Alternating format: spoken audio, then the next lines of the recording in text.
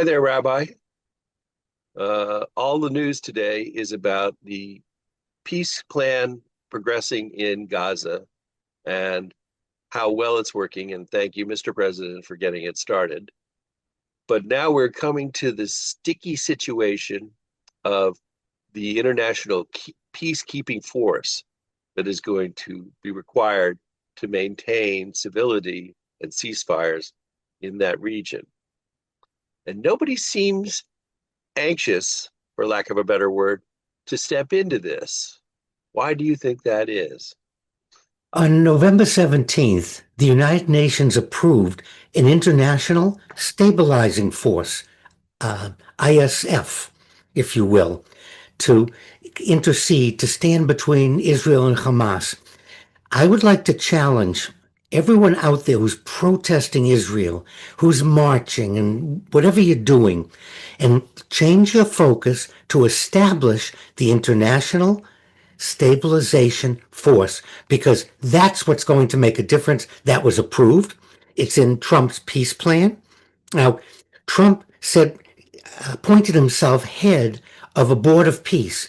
No one else has joined the board. No one shows any interest in joining the board.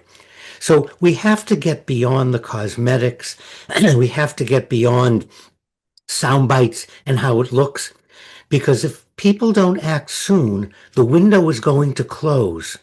The ISF was supposed to be, no, not supposed, it's supposed to be, it is supposed to be made up of volunteers from the Arab Muslim world.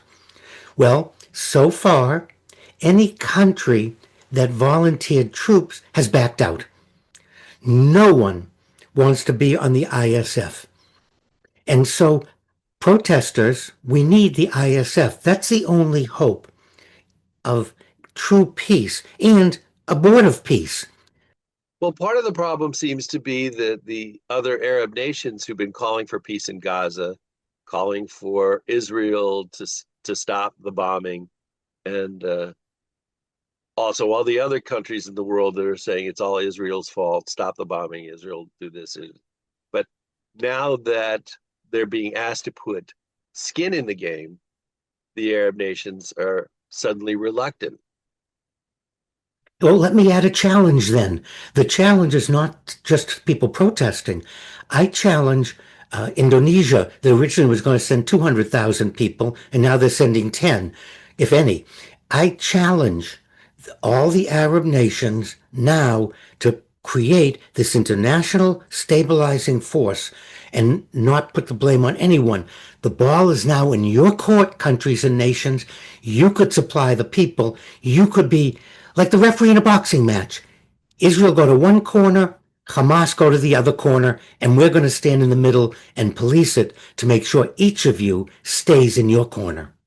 No matter who goes in there to help stabilize things, if anything goes wrong, they're going to get blamed.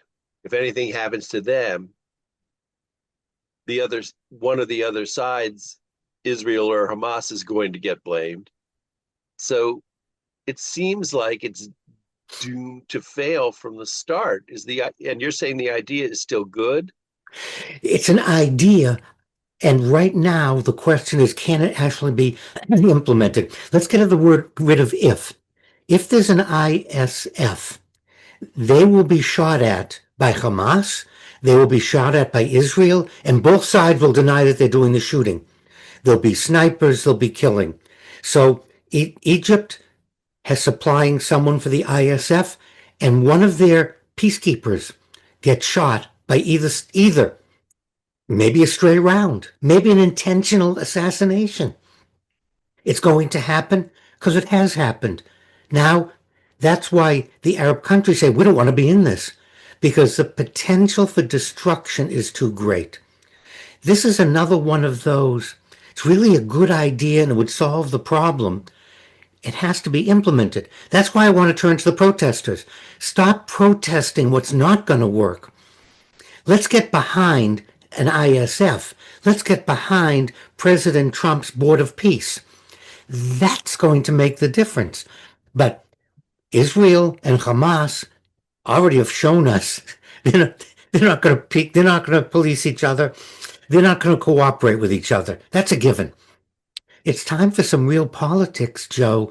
It's one thing to have a Disney view of the world. It's another to sit back and say, here is a plan.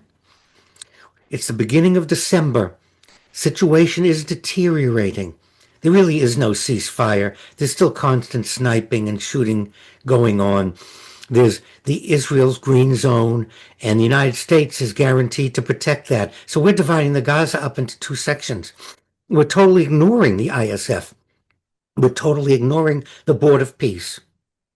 But if we acknowledge that it's a no-win situation, no matter who volunteers or who goes in, aren't we asking people to go in and basically on a suicide mission? No, no, I don't think it's a suicide mission. I don't think it's a no-win. I think it's just the opposite. But I think we have to acknowledge the Arab Muslim countries' criticisms. We have to acknowledge their concerns and say that, yes, you're right. You're going to get shot. It's going to happen. And in order to have peace, are you willing to have that happen? Not risk it, not an if, not a maybe. It's going to happen. And are you willing to put your troops in that position in order to finally get peace? But no one wants to talk about that because it's not really that sexy. It's not Disney. We really want to be able to protest and cover our faces and march around and blame Israel. Blame, blame, blame. Here we have something that there's no blame. Here's a solution. President Trump came up with a solution. No one is stepping up to bat. Well, Rabbi, I don't know. I like your advice more than anybody else's, but it seems like there's no simple solution here. Let's hope that the peacekeeping force does eventually materialize, that it stays as safe as it possibly can, and that the road to peace continues. Meanwhile, thank you for your wisdom and everything you say and do, because I think we need some guiding lights in all this, and you're providing it for me at least. For those watching and listening, stop blaming Israel. Stop blaming Hamas. Stop all the blame. Let's turn to Egypt, the Saudis, and the other Arab countries to supply the international stabilizing force, knowing full well what they're stepping into and what's going to happen. However, the end result will finally be peace in Gaza.